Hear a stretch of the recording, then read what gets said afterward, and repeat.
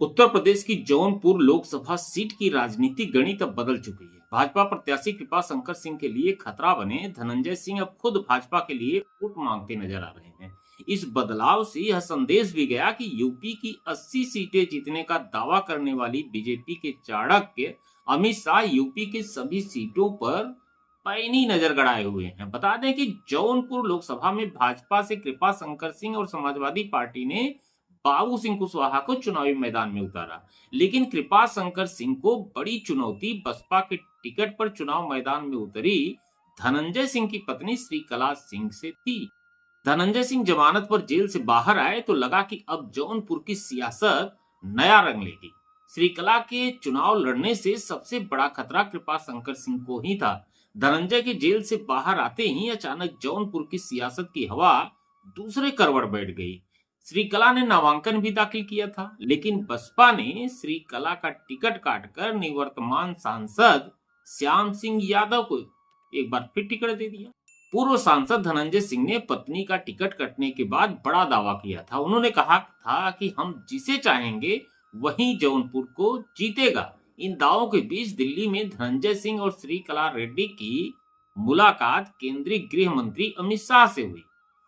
पूर्व सांसद धनंजय सिंह, श्रीकला रेड्डी और अमित शाह की मुलाकात करीब 1.5 घंटे तक चलने की बात सामने आई थी। लोकसभा चुनाव के मैदान में जौनपुर सीट का गणित भाजपा के पक्ष में बनाने की कवायद के बीच यह मुलाकात अहम मानी जा रही थी।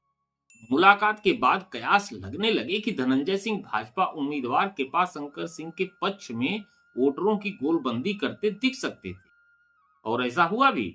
एक बैठक में धनंजय सिंह ने प्रदेश के मुख्यमंत्री योगी आदित्यनाथ की तारीफ करते हुए कहा कि प्रदेश में एक अच्छी सरकार चल रही है, इसलिए भारतीय जनता पार्टी को वोट दें। देखिए धनंजय सिंह ने क्या कहा। जनभावनाओं को देखते हुए आज हम चुनाव में हम औरों की तरह नहीं कि हम तटस्थ हैं, हम यहाँ पर आप लोगों को यही आग्रह करेंगे कि प्रदेश में एक अच्छी सरकार चल रही है, आप लोग भारतीय जनता पार्टी को वोट करें, समर्थन करें।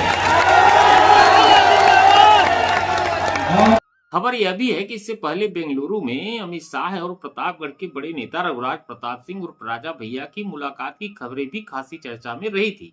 पिछले दिनों में यूपी के 2 बड़े राजपूत नेताओं के साथ मुलाकात ने प्रदेश के राजनीतिक मैदान में गर्मी ला दी, लेकिन लग रहा है कि राजा भैया से कुछ खास बात नहीं बन पाई है। माना जाता है कि जौनपुर लोकसभा सीट पर धनंजय सिंह की अच्छी खासी पकड़ बनी हुई है।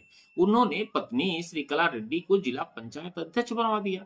वहीं वह खुद चुनावी मैदान में उतरना चाहते थे, लेकिन नमामि गंगे परियोजना के इंजीनियर केस में उन्हें 7 साल की सजा सुनाई गई। इस कारण वह चुनाव लड़ने में अयोग्य साबित हो गए। अब धनंजय सिंह का परिवार चुनावी मैदान से बाहर हुआ तो वे अपनी राजनीतिक धारा को तलाशते दिख रहे हैं। अमित शाह से मुलाकात के कई मायने निकाले जा रहे हैं।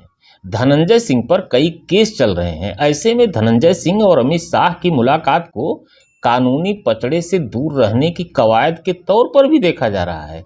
साथ ही जौनपुर की राजनीतिक जमीन पर एक बड़ा संदेश देने की कोशिश की जा रही है।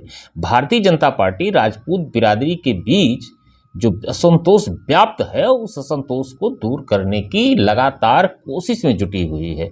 पहले राजा भैया और अब धनंजय सिंह के साथ मुलाकातों के बीच चर्चा यह भी है कि पार्टी किसी भी स्थिति में एक बड़े वोट बैंक को नाराज नहीं करना चाहती है। ऐसे में इस मुलाकात के मायने काफी बड़े हैं। संदेश दूर तक देने का प्रयास है कि पार्टी इस वर्ग के साथ मजबूती के साथ खड़ी हुई है।